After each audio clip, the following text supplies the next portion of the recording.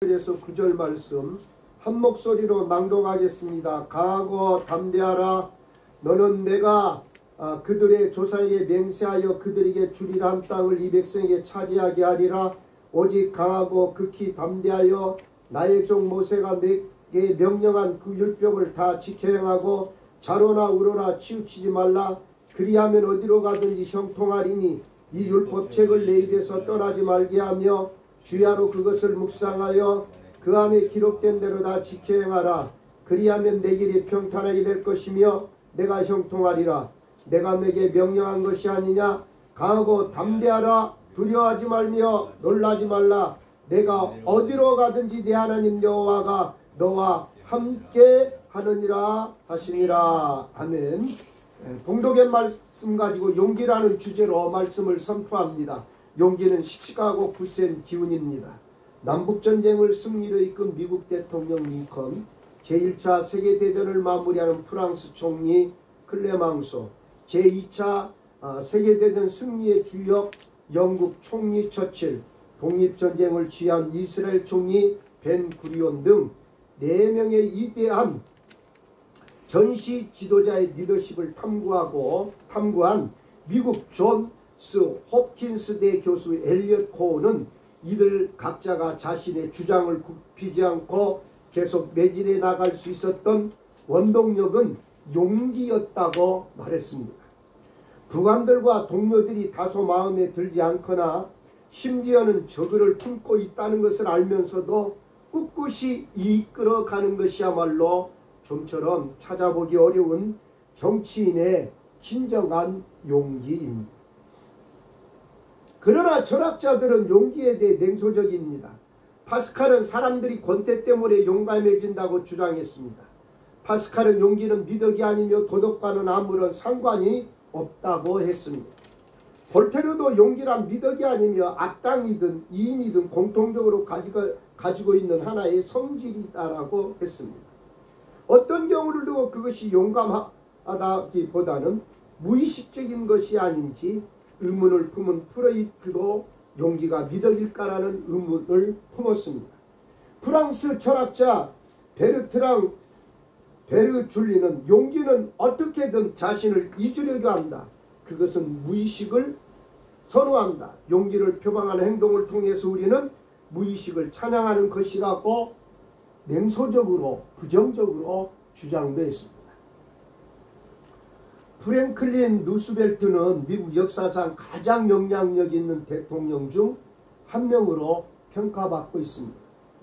1933년부터 1945년까지 4번의 대통령 임기를 맡은 루스벨트 대통령은 대공황으로 무너진 미국을 다시 일으켜 세계적인 강대국으로 성장시키는데 큰 업적을 남겼습니다. 루스벨트는 정치에 대한 열정과 끈기로 유명했습니다. 재임 중에 소아마비를 걸려서 어려움도 있었지만 그 어려움을 잘 극복하고 승리했습니다. 루스벨트 대통령의 높은 자부심과 뚝심은 그를 어려움을 극복하고 변화를 이끌어낸 데 큰 힘을 주었습니다. 루스벨트 대통령은 우리가 두려워해야 할 유일한 것은 두려움 그 자체라는 유명한 말로 프랑스 루스벨트 대통령의 역량을 보여주었습니다. 루스벨트의 뉴딜 정책은 미국 사회에 큰 변화를 가져왔습니다. 우리는 단지 2가지 선택만 있다.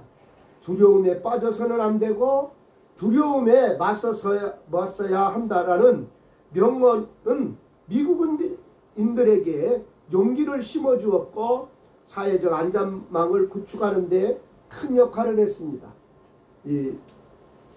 루스벨트 대통령도 잘한 점도 있지만 또한 잘못한 점도 있다. 그렇게 말하고 있습니다. 이제 미국에서는 루스벨트 대통령 이후에 대통령 임기를 2년으로 이렇게 단축했다고 법이 개정된 걸 우리는 알 수 있습니다. 여호수아 1장부터 5장 12절은 이스라엘 백성이 요단강을 건너 가나안에 입성합니다. 5장 13절부터 12장까지는 이스라엘 백성이 가나안에서 전투하며 정복하기 시작합니다. 13장부터 21장은 정복한 땅을 지파별로 분배합니다. 22장부터 24장은 이스라엘 백성이 나아갈 길과 여호수아의 유언으로 마무리됩니다. 눈의 아들 여호수아는 에브라임 지파에 속했습니다. 요셉의 자손입니다. 여호수아는 성경에서 출애굽기 17장에 처음 등장하는데 그때 여호수아는 이스라엘의 장군이었습니다.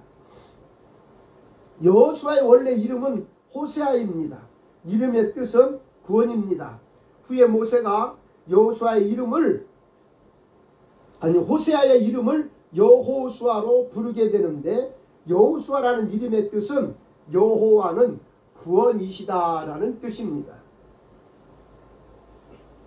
여호수아라는 이름은 신약에 와서 예수로 바뀌어집니다. 여호수아라는 이름의 표기는 하나님의 아들로 이 땅에 오신 예수님과 동일한 철자입니다. 여호수아는 모세오경과 역사서를 연결해주는 고리의 역할을 하는데 단지 배열상 여호수아가 이어지기 때문이 아니라 앞서 모세에게 주어졌던 언약이 여호수아를 통해 성취되었기 때문입니다.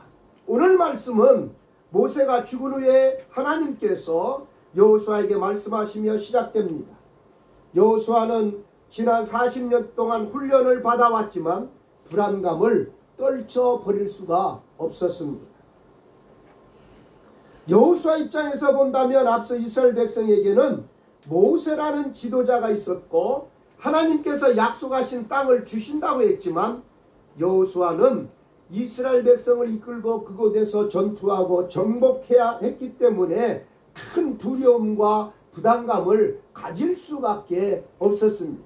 오늘 본문 6절 말씀에 전지전능하신 하나님께서 불안해하고 있는 여호수아에게 함께 하신다고 말씀하시면서 떠나지도 버리지도 않겠다고 하십니다. 그리고 무엇보다도 강하고 담대하라고 오늘 본문에서만 3번이나 권면합니다. 담대하라는 단어에서는 방심하지 말라는 뜻이 있고 강하게 하라는 단어는 달라붙다 마음을 강하게 하라는 뜻이 있습니다. 무엇보다 하나님이 함께 하시기에 여호수아의 근심과 걱정은 불필요함을 이야기하십니다. 우리도 때로는 여호수아처럼 불안감으로 살아갈 때가 있습니다. 자신보다 더 뛰어난 사람의 뒤를 이어간다면 더욱 부담감이 클 것입니다. 직장에서나 가정에서 끊임없이 남들과 비교하다 보면 희망이 생기기보다 항상 절망할 때가 있습니다. 그러나 예수님을 따랐던 무리들을 생각해보면 한없이 가난하고 죄인이라 불렸던 사람도 있고 세상에서는 고위층에 속하지만 그들 모두가 예수님께 부르심을 받았고 동일하게 예수님을 따르는 제자가 되었습니다. 하나님께서 여호수아에게 강하고 담대하라고 말씀하신 것은 오늘을 살아가는 우리에게도 동일하게 하시는 말씀입니다. 지금 불안감과 끝을 알 수 없는 우울감에 사로잡혀 있다면 그 근원은 무엇입니까? 하나님께서는 우리에게 함께하여 주신다고 하시며 강하고 담대하라고 말씀하십니다. 세상을 창조하시고 오늘도 우리를 인도하시는 하나님이 우리와 함께 하신다는데 우리는 미래에 대한 또한 자녀에 대한 또한 삶에서 걱정하고 살아갈 때가 있습니다. 각자의 삶의 불안과 근심이 아닌 주님과 동행하며 기쁨과 담대함으로 하루하루를 살아가기를 주님은 원하십니다. 마음을 강하게 하라, 담대히 하라. 동일한 말이 여호수아 1장 7절과 9절, 18절에서도 계속 반복되므로 그 의미를 더해가고 있습니다. 여기서 강하게 하라는 말은 손에 힘이 있는 상태로 직역하면 굳건하다란 말. 담대히 하라는 말은 무릎에 힘이 있는 상태로 직역하면 용기를 가지다입니다. 이사야 35장 3절에 너희는 약한 손을 강하게 하며 떨리는 무릎을 굳게 하라 그렇게 말씀하고 계십니다. 너는 어떻게 하리라. 이스라엘 백성들로 하여금 땅을 상속받도록 할 사람이 다름 아닌 여호수아임이 강조되어 있습니다. 공동번역은 나누어 줄 사람은 바로 너다라고 번역하였습니다. 신명기 3장 28절에 너는 여호수아에게 명령하고 그를 담대하게 하며 그를 강하게 하라. 그는 이 백성을 거느리고 건너가서 내가 볼 땅을 그들이 기업으로 얻게 하리라 하셨느니라 말씀했어요. 신명기 3장 28절은 모세가 가나안 땅을 직접 보지 못하고 여호수아에게 이스라엘 백성을 이끌고 그 땅을 기업으로 삼게 하라는 하나님의 명령을 기록한 구절입니다.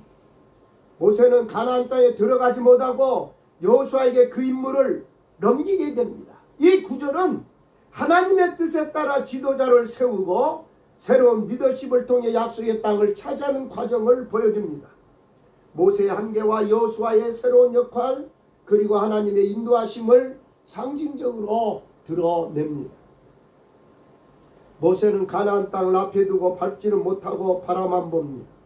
지금까지 이스라엘 백성을 인도하여 가나안까지 오기까지 여정을 함께 했습니다.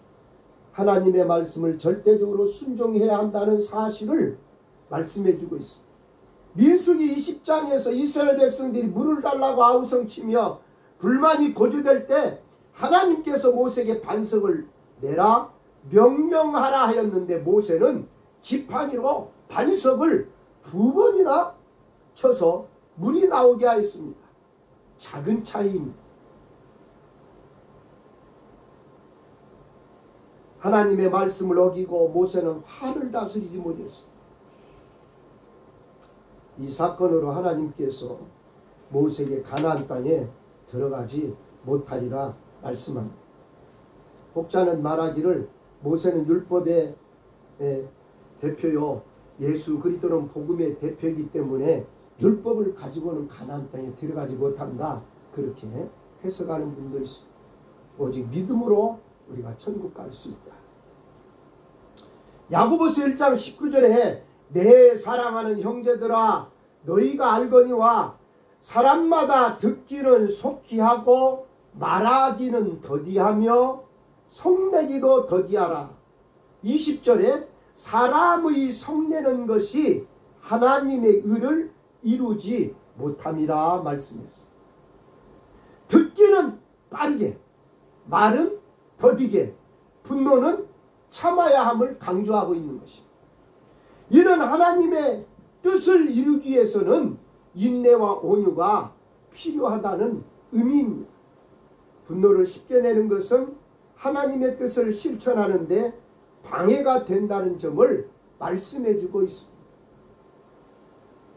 이 구절은 신앙인의 언어와 감정의 절제 그리고 인내의 중요성을 일깨워주는 말씀입니다.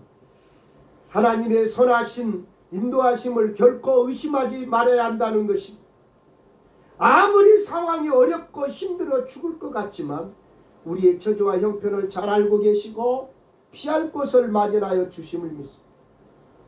끝까지 하나님만을 믿고 나아가야 한다는 것입니다.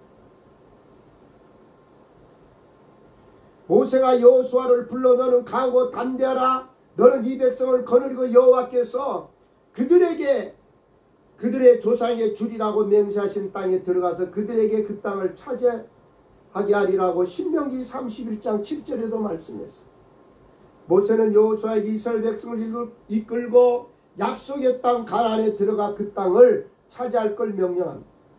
하나님께서 내 앞에서 가시며 너와 함께 하사 너를 떠나지 아니하시며 버리지 아니하시라는 말씀으로 하나님이 항상 함께 하심을 강조합니다. 하나님의 함께 하심으로 두려워하지 말고 담대하라는 격려가 반복됩니다. 모세는 자신의 후계자인 여호수아에게 하나님의 약속과 함께 리더십을 이양하며 하나님의 함께 하심을 강조합니다. 하나님의 약속을 신뢰하고 담대하게 나아가라는 메시지가 담겨 있습니다. 이 구절은 지도자의 위임과 하나님의 동행 그리고 담대함의 신앙적 의미를 잘 보여줍니다. 그리하여 조상에게 맹세하여 그랬습니다. 이는 하나님께서 이스라엘 열조 아브라함, 이삭, 야곱 등에게 맹세하신 사실을 말씀하고 있습니다. 오직 극히라고 7절 말씀에 말씀하고 있습니다. 오직은 확실히 분명이라는 것을 뜻합니다. 극히는 매우 아주라는 뜻의 부사입니다. 하나님께서는 이러한 수식어를 사용해서 이스라엘 군대 지휘자인 여호수아의 마음 자세를 더욱 가다듬게 하고 있습니다. 모세가 명한 율법은 모세의 저작으로 언급한 몇몇 구절들 가운데 첫 구절이 이 율법이라고 말씀하고 있습니다. 자로나 우러나 치우치지 말라. 치우치다는 말은 빗나가다, 방향을 돌이키다라는 뜻입니다. 이는 하나님의 뜻을 엄격히 따르는 정도로부터 이탈되는 상태를 가리킵니다. 그러므로 성경상 이 말은 좌우라는 말과 결합되어서 자주 묘사됩니다. 그리하면 형통하리니 이미 주어진 약속을 통해 볼 때 이스라엘의 형통함은 율법 준수와 관련하여 조건적인 것으로 묘사되어 있습니다. 우리가 성경을 특히 잠언 말씀이나 신명기 말씀 보면 그리하면이라는 조건적인 것이 붙었습니다. 그러면 앞에 있는 말씀을 보셔야 합니다. 그리하면 앞에 있는 말씀. 이처럼 구약에서는 신약에서보다 형통함과 말씀 준수가 더욱 직접적인 관련이 있는 것으로 나타냈습니다. 형통하다는 말은 번영하다, 성공하다를 뜻합니다. 8절 말씀에 내 입에서 떠나지 말게 하며 그랬어요. 율법을 특별히 입에서 떠나지 말게 하라고 한 것은 잊지 않도록 항상 외우라는 의미의 문학적 표현입니다. 지금으로 말하면 암송하라는 것이죠. 또한 여기서 떠나다라는 이 말은 여기다, 어기다, 벗어나다라는 뜻으로서 앞으로 계속 떠나서는 안 된다는 점을 강조하기 위해 말씀하고 있습니다. 묵상이라는 말은 단순히 이 율법에 대한 이론적 사색이나 명상을 뜻하지 않고 실제 생활에서의 적용 및 실천을 위해서 하나님의 말씀을 깊이 연구하라는 것입니다. 시편기전 시편 1편 2절에서 율법을 주야로 묵상하는 사람이 복 있는 사람이라고 했습니다. 1절에 복 있는 사람은 악인의 꾀를 따르지 아니하고 죄인의 길에 서지 않고 오만한 자의 자리에 앉지 않는 사람이 복 있는 사람이라고 했습니다. 9절입니다. 오늘 본문은 하나님께서 이제 이스라엘 백성을 이끌고 땅을 차지하는 지도자 여호수아를 격려하시며 명령하신 말씀입니다.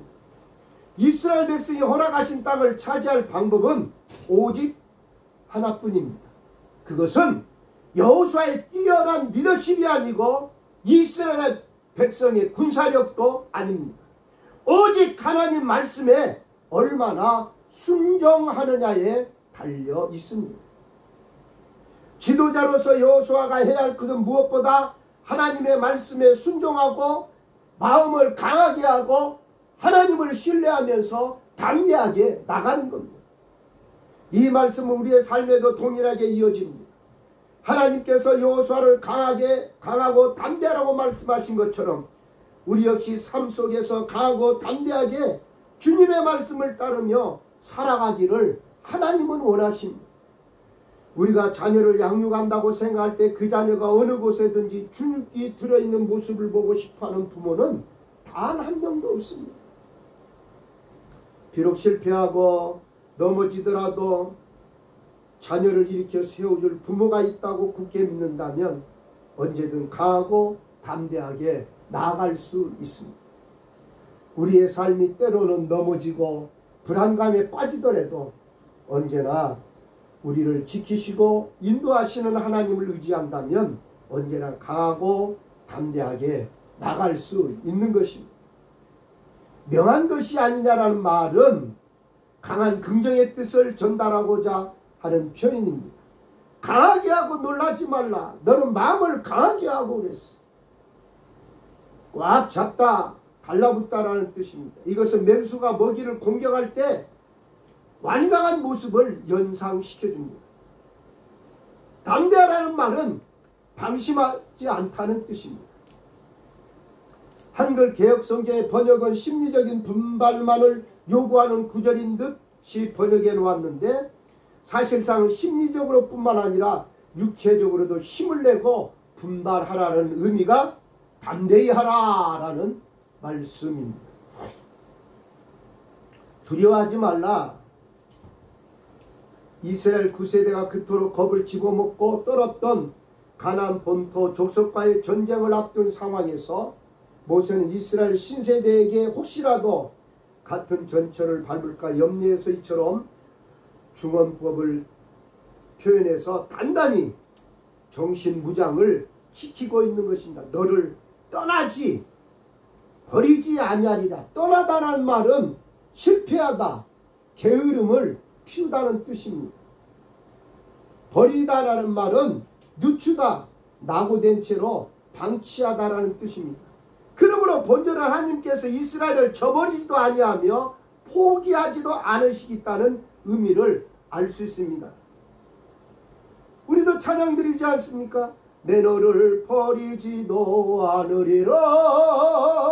내 너를 떠나지도 않으리라. 약속하셨던 주님 그 약속을 지키사 이후로도 영원토록 신실하신 하나님을 찬양합니다.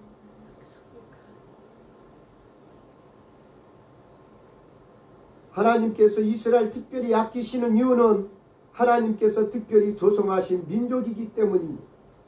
이스라엘은 하나님의 귀하고 보배로운 소유이자 하나님의 영광을 위한 존재이기 때문입니다.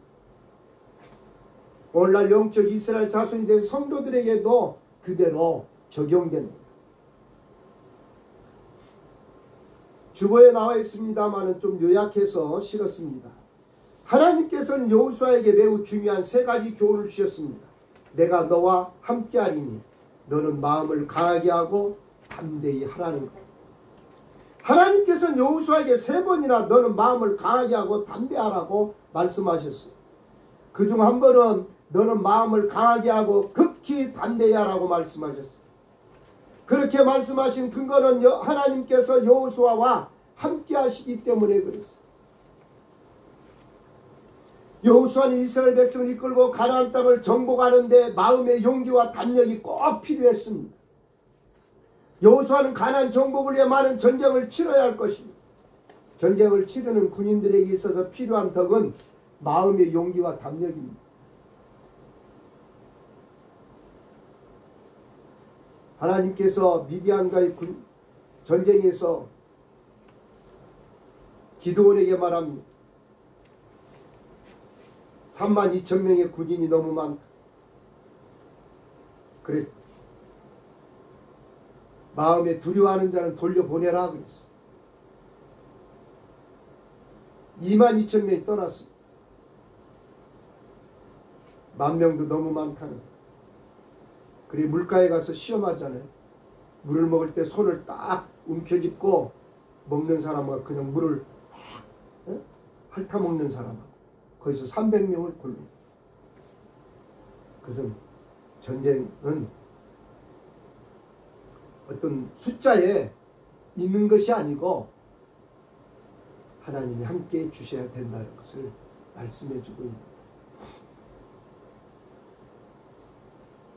군인들이 용기와 담력이 없다면 전쟁에서 이미 진 것과 다름이 없습니다. 마음을 강하게 하고 담대히 하는 군인들이라야 전쟁에서 이길 수 있습니다. 세상에서 우리의 신앙생활은 전쟁과 같습니다. 예배 시간도 영적 전쟁이에요. 세상에는 어려운 일들이 많습니다. 원수 마귀와 악령들은 우리가 신앙생활을 잘하지 못하도록 방해합니다. 우리가 하나님 나라에 들어가려면 우리는 많은 환난을 겪어야 합니다. 우리의 생활은 영적 싸움의 과정입니다. 우리는 자신의 죄성과 세상의 악의 풍조와 사탄의 시험과 끊임없이 싸웁니다. 전도나 봉사일도 마찬가지입니다. 마귀는 특히 사람들을 구원하는 일과 교회를 바르게 세우는 일을 가장 싫어합니다. 전도와 교회 설립의 일은 마귀의 1차적 공격 목표입니다. 우리가 하나님이 기뻐하시는 일들을 성취하려면 우리는 많은 어려운 일들을 극복해야 합니다. 이 세상에서도 우리가 삶을 살아가는데 사업하는 사람들 보면 성공을 위해서 그 많은 어려움들을 극복해 나가는 걸 우리는 알 수가 있습니다. 사람의 몸과 마음은 매우 약합니다. 사람은 작은 어려운 일이 생겨도 낙심하기 잘. 누구든지 어려운 일을 당할 때 우울함과 열등감과 패배감을 가지기 쉽습니다. 그것이 사람들에게 병이 될 수 있습니다. 그러나 하나님께서는 하나님을 의지하는 자에게 힘이 되십니다. 우리가 잘 아는 시편 18편 1절입니다. 나의 힘이 되신 여호와여 내가 주님을 사랑합니다. 29절에 또 내가 주를 의뢰하고 적군에 달리며 내 하나님을 의지하고 담을 뛰어넘습니다라고 말합니다. 선지자 이사야는 이사야 40장 28절에 31절에 너는 알지 못하였느냐 듣지 못하였느냐 영원하신 하나님 여호와 땅끝까지 창조하신 자는 피곤하지 아니하시며 곤비하지 아니하시고 명철이 한이 없으시며 피곤한 자에게 능력을 주시고 무능한 자에게 힘을 더하시나니 소년이라도 피곤하며 곤비하며 장정이라도 넘어지고 자빠지되 오직 여호와를 앙망하는 자에게는 새 힘을 얻으리니 독수리에 날개치며 올라감과 들 것이요 다른 박질하여도 피곤하지 아니하겠고 걸어가도 피곤치 아니하리라고 말씀했습니다. 하나님의 여호와를 앙망하는 자, 사모하는 자, 갈망하는 자에게 새 힘을 하나님은 주신다고 말씀했습니다. 사도 바울은 고린도 교회 성도들에게 고린도전서 16장 13절에서 믿음에 굳게 서서 남자답게 강건하라고 말씀했어요. 또 에베소 교인들에게 에베소 6장 10절에 너희가 주 안에서와 그의 힘의 능력으로 강건하여 지리라고 말씀하고 있습니다. 에베소의 말씀에 보면 우리를 하나님의 은혜 속에 강건하라고 말씀하고 있습니다. 하나님께서 여호수아에게 주신 두 번째 내용은 모세의 율법을 주야로 묵상하며 그 모든 말씀을 그대로 지키고 좌로나 우로나 치우치지 말라는 이 내용은 가나안 정복에서 승리하는 길이 군사력이나 지도자의 능력이나 지도력에 있지 않고 오직 하나님께 있다는 것을 보여주는 거예요. 그러므로 하나님의 말씀을 주야로 묵상하고 그 말씀대로 행하는 것이야말로 승리의 가장 중요한 방법입니다. 이스라엘 나라 역사에서 기근과 전염병과 전쟁의 패배는 하나님 말씀에 마음을 두지 않고 주위의 이방 사람들의 종교와 문화와 생활 방식의 눈길을 돌리며 그것을 모방하는 데서 기인했습니다. 그것이 우상 숭배와 세속화의 길이었습니다. 이것이 오늘날 말로 자유주의, 포용주의, 다원주의의 길입니다. 하나님의 백성이 하나님께 마음 두지 아니하고 하나님 말씀인 성경대로 행하지 않는 것이 타락의 시작입니다. 로마서 1장 말씀에 하나님을 마음에 두지 않는다고 그랬어요. 하나님을 마음에 두지 않는 것은 하나님 말씀을 마음에 두지 않는 거예요. 이것이 망하는 길입니다. 이것은 성도들이 가서는 안 될 길입니다. 우리는 우리의 신앙생활에서도 전도와 봉사 일에도 하나님 중심, 말씀 중심, 믿음 중심, 순종 중심으로 또한 의 중심으로 해야 하는 것을 말씀하고 있습니다. 하나님 말씀 듣기를 거절하고 그것을 저버리는 것은 하나님을 저버리는 거예요. 하나님께서 사울 왕을 버린 이유 중에 하나가 그거예요. 불순종이지만은 하나님을 저버렸어. 하나님을 저버렸다는 말은 하나님 말씀에 불순종했다. 그것이 불신앙, 의심, 불순종, 죄이며 실패의 길입니다. 이것은 이스라엘 백성들에게만 그런 게 아니라 영적인 이스라엘 백성 우리에게도 거울로 말씀해 주고 있는 거예요. 하나님의 말씀을 듣고 하나님의 말씀을 믿고 좌우로 치우치지 않고 그대로 순종하는 것은 의의 길이요 승리의 길입니다. 여호수아와 이스라엘 백성들이 가나안 땅을 정복하려면 하나님의 말씀을 지키고 순종해야 합니다.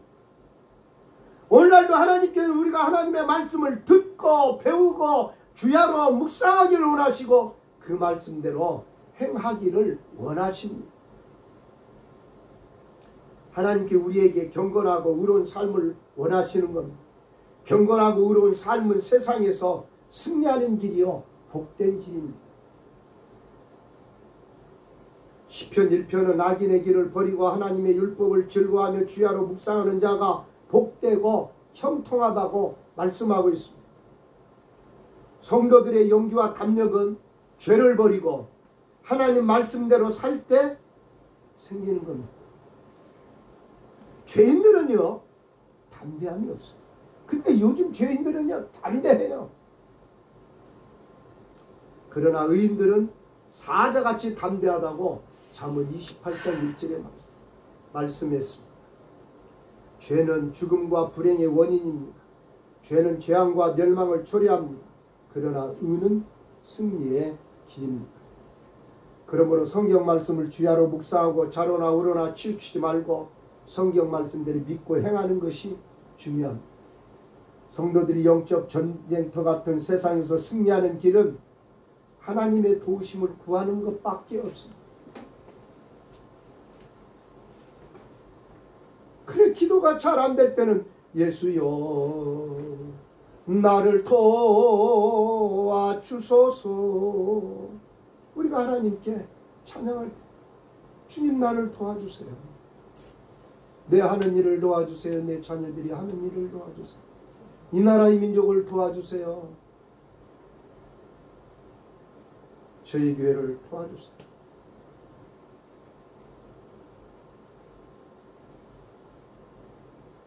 능력과 승리는 오직 하나님께 있습니다. 세상에는 복잡한 일이 많습니다.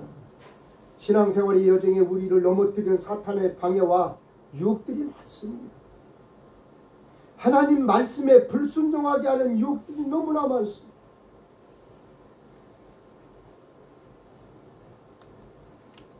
우리는 이 모든 일들이 우리를 사랑하시는 이로 말미암아 하나님의 말씀에 순종함으로 넉넉히 이긴다고 넘어서 8장 37절의 말씀입니다.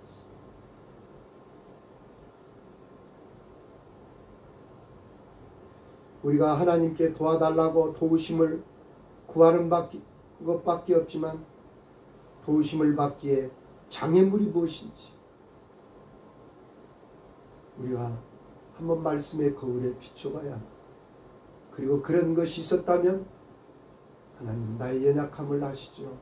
저의 잘못을 용서해달라 말씀 기도하는 것.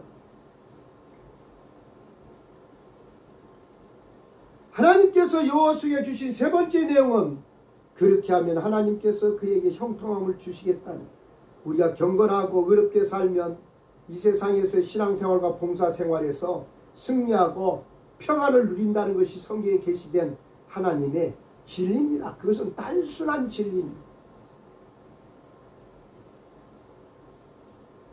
하나님의 진리는 단순해요. 그러나 그것이 하나님의 뜻이고 하나님의 약속입니다.